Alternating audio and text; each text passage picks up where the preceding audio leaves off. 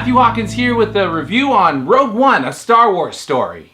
Now, if you haven't seen it yet, I'm gonna have spoilers, but let me tell you first, before I give anything away, it's a great movie. Fantastic movie. They really nailed it. If you haven't seen it yet, go check it out. Get into the theaters. You'll probably want to see it a couple times this holiday season. I loved it. It blew my expectations out of the water. And I think you'll really enjoy this Star Wars movie. Like I said, there are going to be spoilers. So if you don't care and you just want to know kind of what happened and you're not worried about wrecking anything in the movie, keep watching. One of the things that I love that Star Wars has done with Force Awakens and now Rogue One, they have really instilled a strong female lead character. Now, in Force Awakens, we had Rey, and now in Rogue One, there's Jyn. And just a strong, independent female character that she doesn't need help from anybody else. She doesn't need someone to come and save her. And it's great because one of the things that I want to instill in my daughter is that you don't need a man to come along and save you.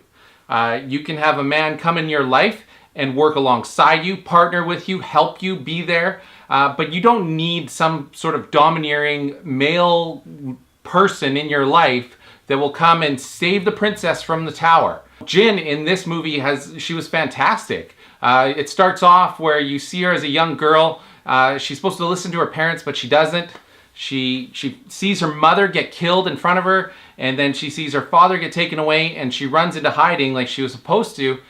And from what little backstory we get after that is she grows up with Saw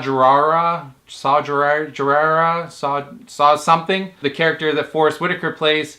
Fantastic character. He's like part man, he's part robot. You don't totally know his whole backstory. And it's fantastic. You know that this guy is he's a survivalist. He's a war veteran. He's leading part of the rebellion, even though it's not necessarily a coerced rebellion, that everything's come together like you see in episodes 4 to 6. You just know that he's working against the Empire, and he's a great character. He's on screen very little, but the time that he's on, he dominates his time. He dominates your attention. He's fantastic. I wish he was in there longer, but the time that he's there, you get a real sense that he helped pave the way for Jyn. That he showed her how to live, how to survive, how to make it in this new world where the Empire is trying to take over. I left feeling satisfied, like it was just good. That was good. Wow, that was really good. The part with Cassian, he's the other male. He's the male lead, I would say, in the movie, and he's in this back alley. He's trying to get information, and he ends up shooting one of his own allies in the back alley. Stormtroopers come up, they get into a fight, they have to get away from more stormtroopers, and he shoots his ally in this alley to get away. Ally in the alley. And I was confused. I'm like, okay, is he a good guy? Is he a bad guy? I was a little bit conflicted. Like, I understand you don't want your allies to be given up, and you don't want anyone to succumb to torture and give up the information that they're trying to gather. But it was bizarre. There's a little bit of foreshadowing there as he's sent later to kill Jyn's father.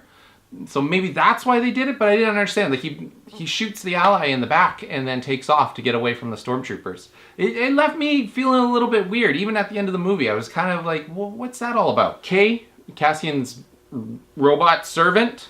I guess you can get away with having servants in movies by having droids, robots. Kay's fantastic. He's funny, he's sarcastic. One person said to me, it's like a very sarcastic C-3PO, which is exactly what he was. He was an Empire droid that got repurposed for the rebellion, and they talk about it in dialogue. When you do that, you mess up their circuits, and it gives them a little bit of attitude. He was funny, but he was good. He was so good. The comic relief from him there was just enough. There wasn't too much. It didn't even get close to the awfulness of Jar Jar. When he said things, you laughed and you enjoyed it, and so it was really good. From what I gathered, there are so many nods to other Star Wars movies in this.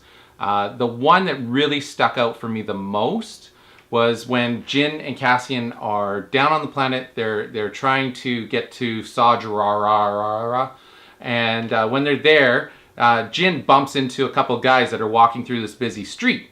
The guys that she bumps into are Ponda Baba and Cornelius Avevan. I'm terrible with Star Wars names. I'm just awful. I just completely slaughter them, so bear with me. Anyways, they're the guys from New Hope that Luke Skywalker bumps into in the cantina.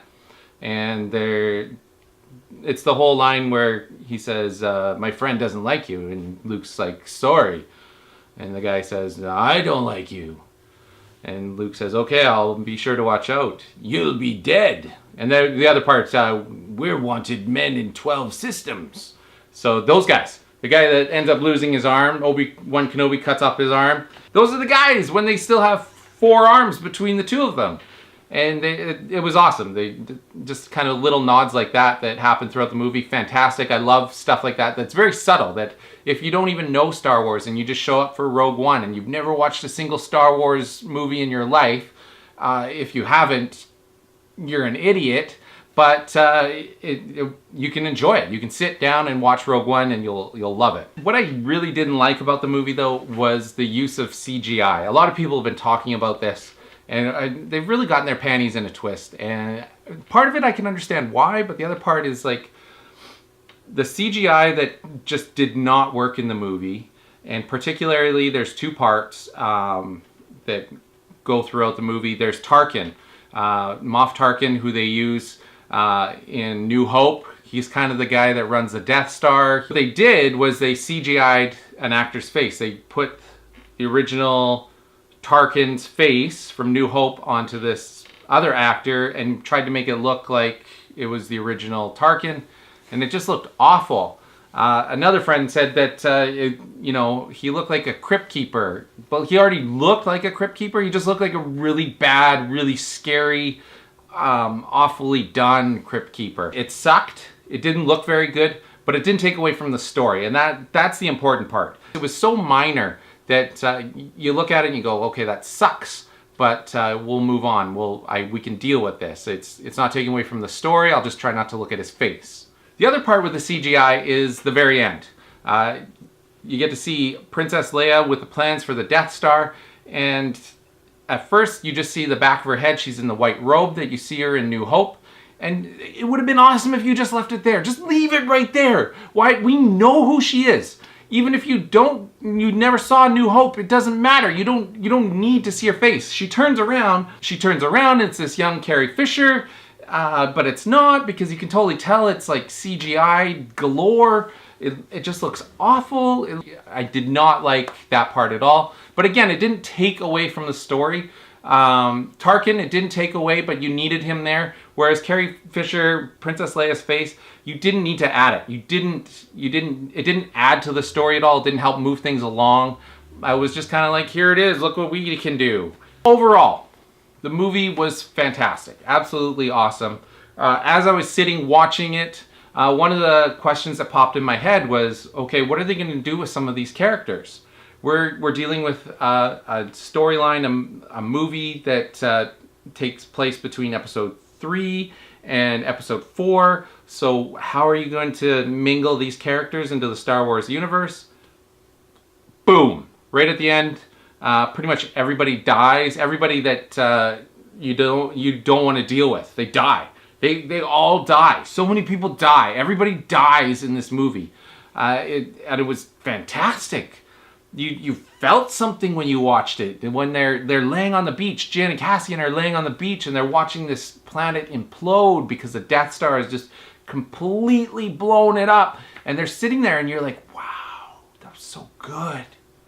That's so good. Like, oh, so good. Oh, and you feel something. I love when you leave a movie and you felt something. You didn't just go and enjoy it and it was kind of like a no-brainer, but it was like you leave and you feel something and it's good. It's so good. We find out the storyline of how the Death Star, yes, it was created for evil, but by a good person that didn't really have a choice, but he wanted to make a difference.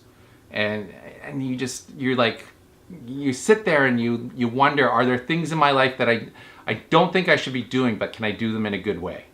You have these questions that you ask yourself. Maybe I'm the only one. Maybe I'm one of a few. I don't know. There's got to be other people out there where you're like, you're stuck having to do a really crappy thing, but can I do it in a good way? And that's what we learned with the Death Star, that Jin's father, that he was stuck in a really crappy situation, and he knew that it was going to be used for evil, but he could at least do some good. He could find something to redeem himself.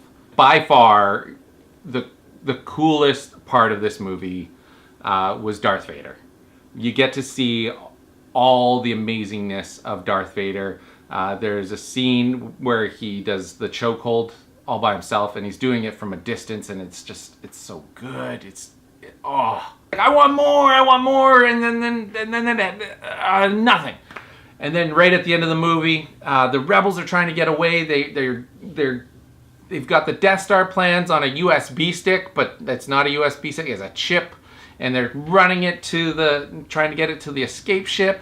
And Darth Vader, he knows what's going on, and so he's trying to chase these rebels down, and hall lights go dark, and the rebels are all lined up, just like in New Hope, where like the guys are like, I know, I'm so dead. I am so dead right now.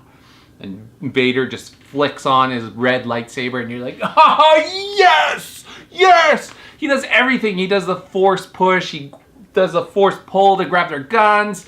He's choking guys. He's slamming them down with his lightsaber. It's just, that is the best scene. I just want more of it. They killed it. They literally killed it with that scene. Darth Vader is so badass. That's by far the best part. Like if you were to single out my favorite part of the whole movie, and I enjoyed the whole movie, Vader walking through that hallway just kicking ass. It's so good. Star Wars, you nailed it on this one. As a big fan, I wouldn't call myself a super fan or crazy fan or anything, but a big fan of Star Wars. I loved it. You did a great job. I hope you guys enjoy the movie. What did you like? What didn't you like? Leave your comments. Tell me. And maybe we can have a little discussion. Thanks, guys. I'm Matthew Anthony Hawkins, and it's a Wednesday.